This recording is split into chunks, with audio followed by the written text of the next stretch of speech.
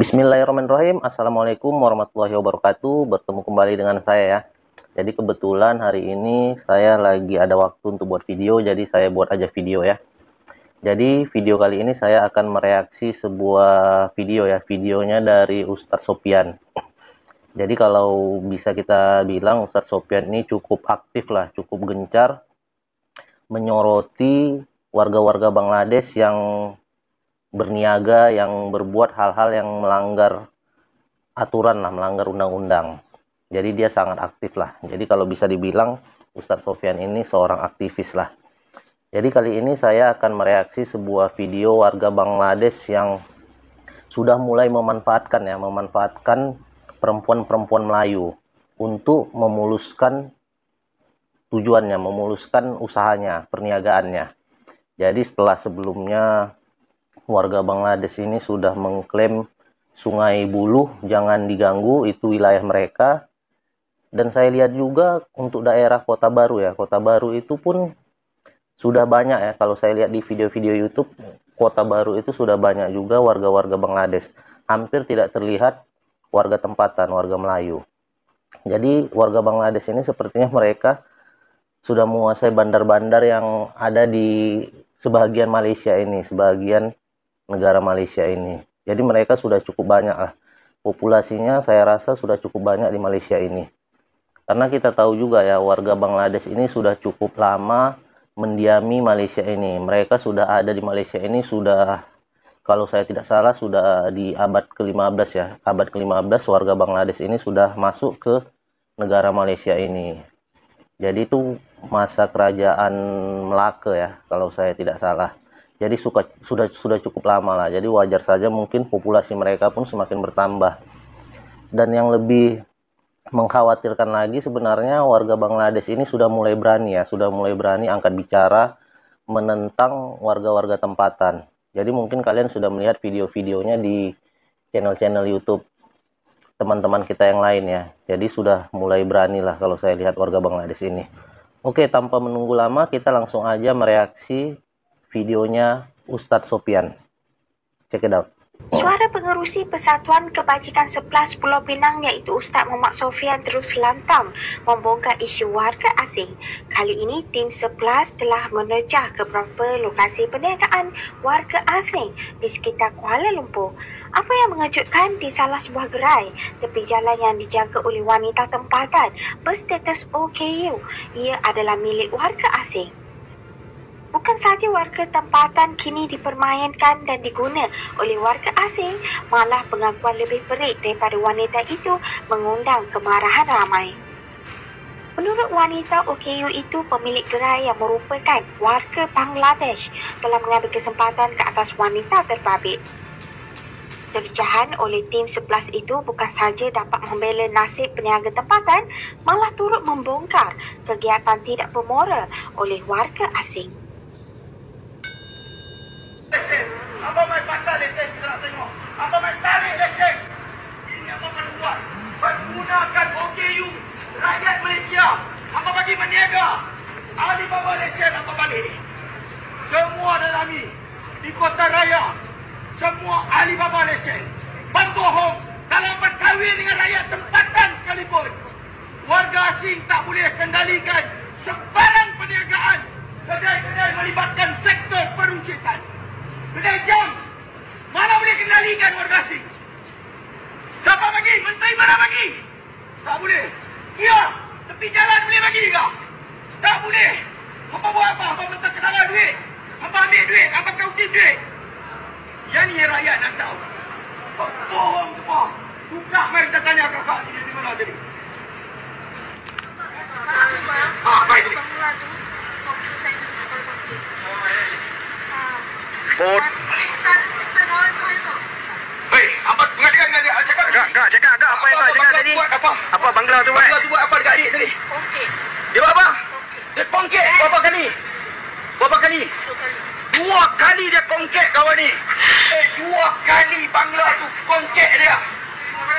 Apa Lagi hamba nak mempertahankan bangsa hamba. laki dia kena macam ni? Itu laki dia. Laki kau itu. Ayah sekali. Macam mana dia kahwin?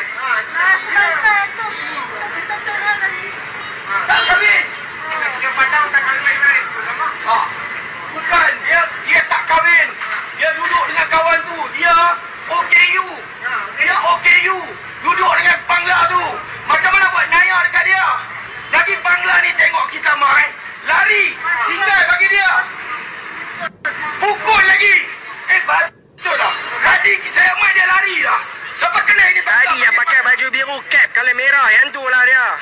Hampa baik cakap pandai dalam ni. Duk kata apa? Duk barang. Lari je tu. Lari kita report. Kalau sini apa tag PDRM.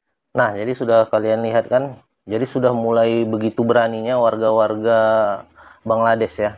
Jadi mereka memanfaatkan perempuan-perempuan Melayu untuk dijadikan mereka alat ya, alat untuk berniaga. Jadi perempuan-perempuan Melayu mereka jadikan alat untuk memuluskan perniagaan mereka.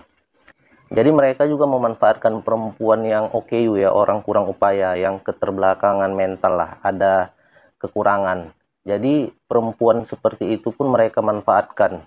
Jadi sebenarnya kalau menurut saya ini cukup jahat lah ya.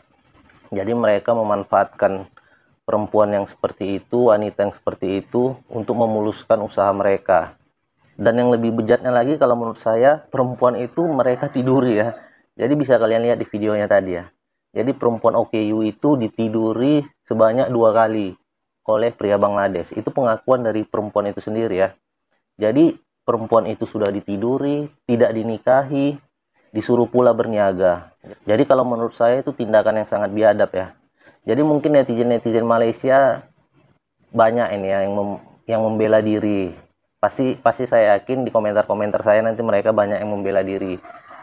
Perempuan Melayu mana ada yang mau sama pria Bangladesh? Perempuan Melayu mana mau sama warga asing? Pasti mereka mengatakan seperti itu. Jadi saya yakin. Jadi kalau saya lihat ya netizen-netizen Malaysia ini lebih suka untuk membela diri. Jadi dia tidak mau mengakui kenyataan pahit yang sedang menimpa negaranya. Jadi saya perhatikan netizen-netizen Malaysia seperti itu. Jadi mereka lebih suka menonton channel-channel seperti Boru Naga yang menyanjung-nyanjung negara Malaysia, yang memuji-muji negara Malaysia, yang mengeluh-elukan negara Malaysia. Jadi mereka, netizen Malaysia ini kalau saya perhatikan mereka terbuai dengan sanjungan, dengan pujian. Padahal mereka sadar atau tidak sadar, mereka ini ya, negara mereka itu sedang tidak baik-baik saja. Jadi kalau menurut saya sih seperti itu. Jadi mereka mungkin tahu sih, tapi tidak mau membuka matanya. Jadi mereka menutupinya. Jadi kalau saya lihat orang-orang Malaysia ini, netizen-netizen Malaysia ini masih menyimpan rasa ego. Jadi mereka beranggapan bahwasannya kami baik-baik saja. Padahal kenyataan di lapangan berbeda ya. Jadi bisa kalian lihat mungkin di video-video yang ada di channel-channel YouTube. Atau kalian juga bisa melihat di media-media nasional Malaysia ya. Jadi sebenarnya Malaysia ini sedang dalam posisi yang cukup memprihatinkan lah kalau menurut saya ya. Jadi semoga kalian menonton video saya ini bisa lebih ini ya, lebih memperkuat persatuan kalian lah. Jadi di sini saya akan mereaksi juga sebuah video ya, video seorang perempuan Malaysia yang normal, yang cantik pula, yang juga dikhianati ya atau dikecewakan oleh pria Bangladesh. Jadi biar kalian tahu, perlu kalian ketahui juga bahwasannya perempuan Melayu itu ada juga yang mau dengan pria Bangladesh. Jadi jangan kalian pernah menganggap bahwasannya orang Melayu itu, perempuan Melayu itu tidak suka dengan warga asing, tidak suka dengan pria Bangladesh, warga Bangladesh. Jadi ini ada video seorang perempuan normal ya, perempuan Melayu yang cantik pula, yang juga terperdaya oleh pria Bangladesh. Jadi bisa kalian lihat videonya ini. Saya ada report polis. Saya tak kisah. Sekarang ni kau dengar cakap saya dulu. Tak sangka orang Malaysia defend orang Bangla. Dengar. Saya ingat saya masalah. Tentang saya tak ada duit. Kau nak saya masalah tak? Kau nak saya masalah tak? Saya tanya. Nak record. Kau nak saya masalah tak? Tengok dia record. Assalamualaikum, Ila nak tanya pada yang Arif. Ila tak tahu macam mana sistem dalam mahkamah ni. So masa sebutan pertama 1 bulan 6 tu Ila memang datang seorang. Dan Ila datang memang dalam keadaan tangan kosong dan hanya bawa IC sahaja. So masa dalam mahkamah barulah mahkamah bagi Ila surat. Jadinya alasan Salman tak datang dia sebab dia dalam Bangladesh. Tapi Ila memang bagi tahu sebelum dia pulang ke Bangladesh lagi Ila dah bagi tahu. Tapi Salman cakap dia akan balik ke Malaysia semula 29 bulan 5 tu lah sebelum tarikh sebutan kami tu. Tapi last Salman dia sambung lagi tiket dia tak nak balik lagi Malaysia. So dia tak datanglah pada sebutan pertama. Jadinya hari ni sebutan kedua, bila dia datang dia bawa lawyer pula. So lawyer dia cakap depan hakim, pihak plaintiff tak bagi surat pun pada Salman. Jadinya dia nak tangguhkan lagi kes ni pada next month pula. Lagi sebulan lebih Ila kena tunggu. So Ila terkejut dan Ila tak boleh nak lawan depan hakim. Bila luar mahkamah, Ila betul-betul marah dan Ila memang cry gila. Ila tanya dia punya lawyer, kenapa awak cakap depan hakim saya yang tak bagi surat, sedangkan saya pun tak dapat surat. Saya dapat masa sebutan pertama saya datang tu je. Dan dia kata mahkamah tak bagi surat pun pada Salman. Dan Ila kata, kenapa tak cakap depan hakim macam tu? Kenapa nak kena menyalahkan saya depan hakim, seolah-olah saya yang tak bagi, saya yang salah, saya yang tak bagi surat. Lepas tu lawyer dia marah Ila pula. Awak jangan nak buat masalah ya dekat mahkamah ni, atau awak nak saya panggil polis. Dia cakap macam tu. Jadi Ila rasa betul-betul Ila dipijak sebabkan Ila tak ada duit. Ila tak hire lawyer, Ila tak ada duit. Dan dia dibayar oleh Salman. Dia boleh buat sesuka hati walaupun Ila yang mangsa dalam kes ni. Ila tak pernah buat tuntutan nafkah apa pun. Sebelum Ila keluar bulan 7 tahun lepas keluar rumah, Ila tak buat tuntutan pun yang dia tak bagi nafkah. Ila tak pernah buat report polis. Salman dia buat lesen atas nama Ila bagi pada kawan dia tanpa permission Ila. Macam mana MPS boleh keluarkan lesen semua tu? Ila tak pernah nak susahkan Salman dan Ila tak buat report polis. Ila juga tak buat report polis yang dia pukul Ila. Ila betul-betul tak nak susahkan dia. Dan sebab itulah kami bersetuju nak cerai secara baik. Dan Ila tak sangka hari ni Salman datang, dia bawa lawyer dan seolah-olah dia memang nak besarkan masalah ni.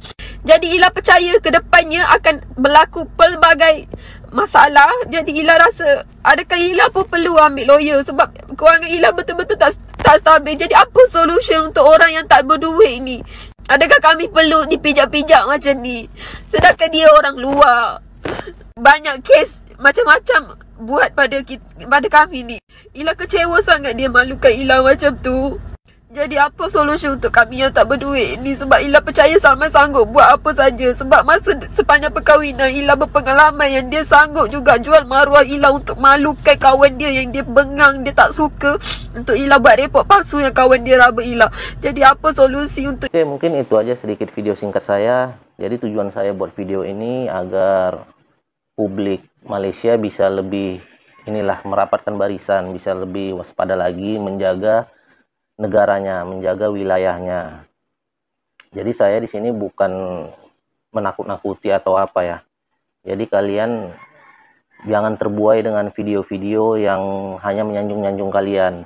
Padahal sebenarnya kalian itu tidak dalam keadaan baik-baik saja. Oke, mungkin itu aja informasi yang ingin saya sampaikan. Semoga bermanfaat. Akhirul kalam, wabillahi taufiq wal hidayah. Wassalamualaikum warahmatullahi wabarakatuh.